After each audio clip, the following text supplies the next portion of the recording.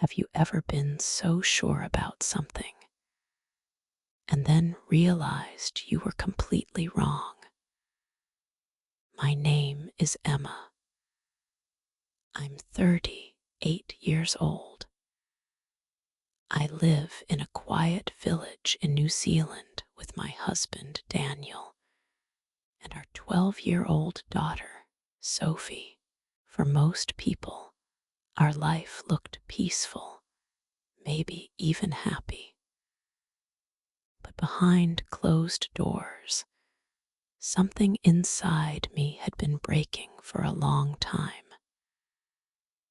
Daniel and I have been married for 14 years.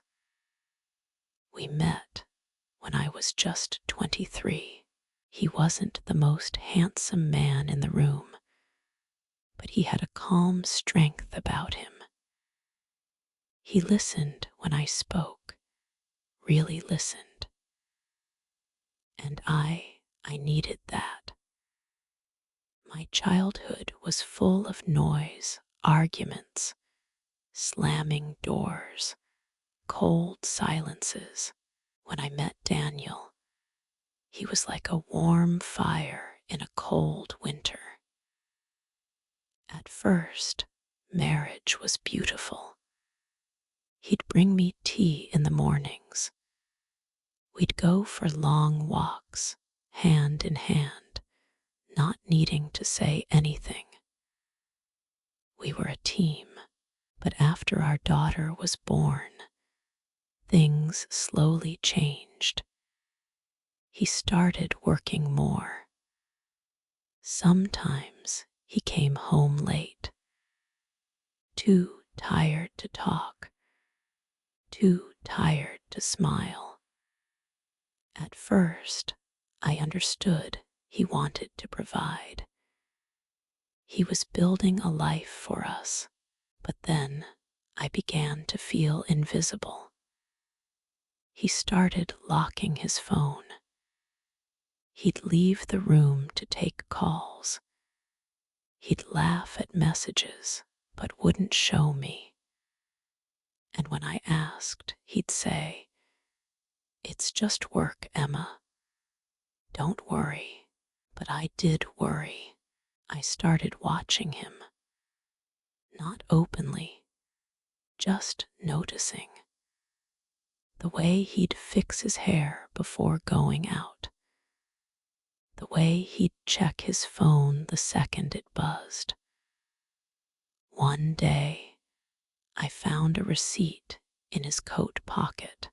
It was for a dinner, 2 people, expensive wine, a fancy restaurant in town.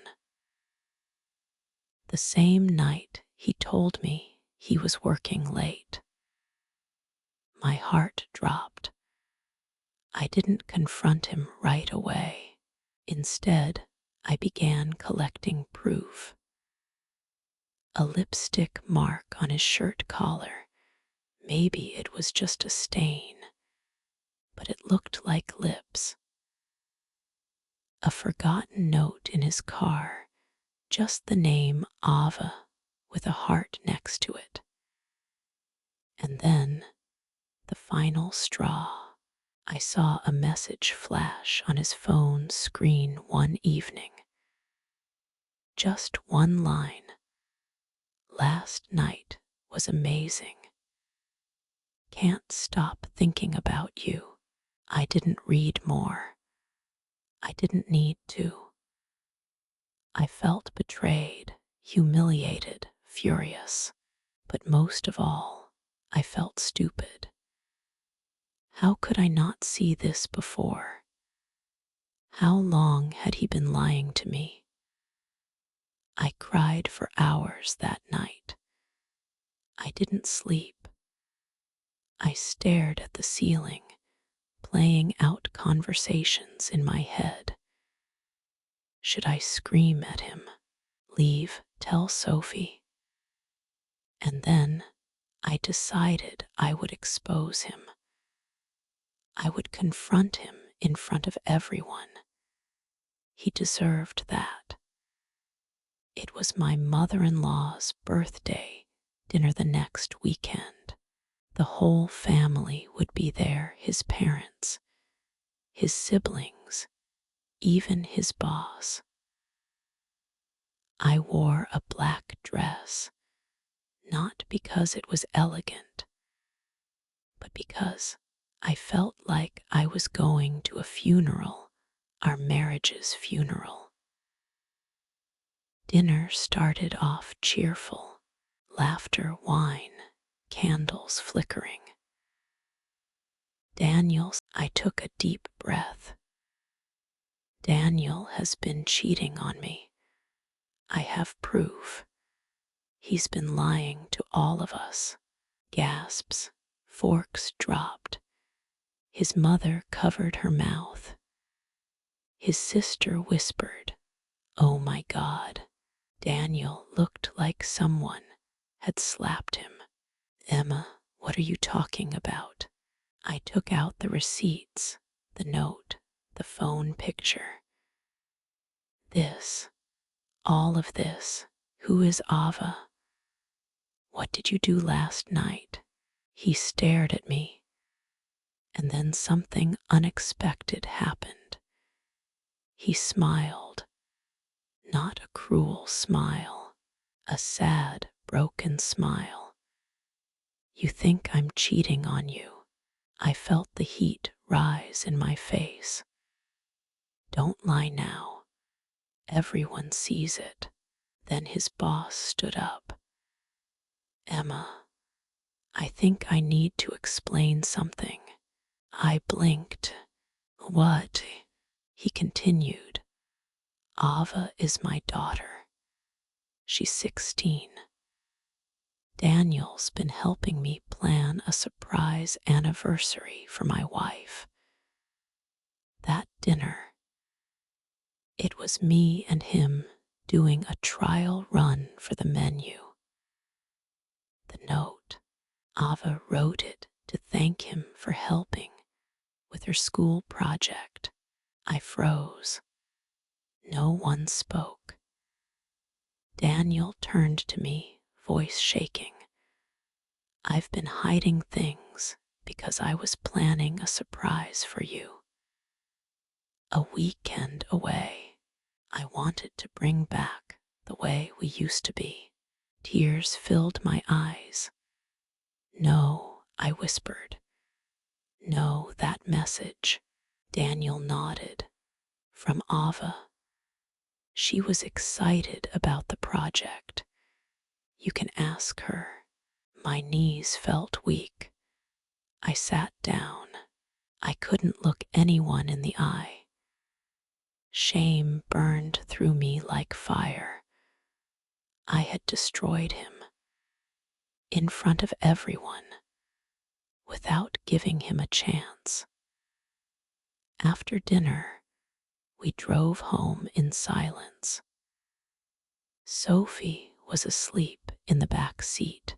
When we reached the house, Daniel parked the car and looked at me. "I understand why you thought what you did. I've been distant. I've made mistakes. But Emma, why didn't you just ask me?" I didn't know how to answer.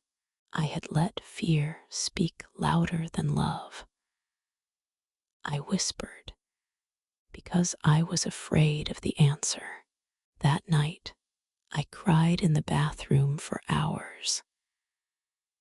Not because of what Daniel had done, but because of what I had done. I didn't trust him. I didn't talk to him. I let small things grow into monsters in my head. Over the next few weeks, Daniel stayed quiet. He was polite, but distant. I tried to make it right, cooked his favorite meals, left notes in his bag, hugged him longer than usual, but the damage was there.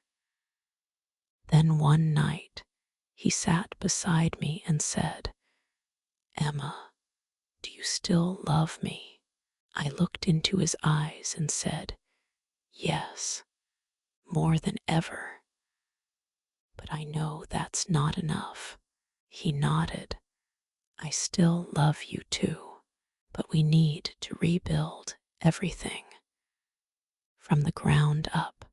And we did. We started therapy together and separately. We learned how to talk again, how to listen. I learned that silence can be louder than shouting, that assumptions destroy love faster than time. Most importantly, I learned about trust and how fragile it is.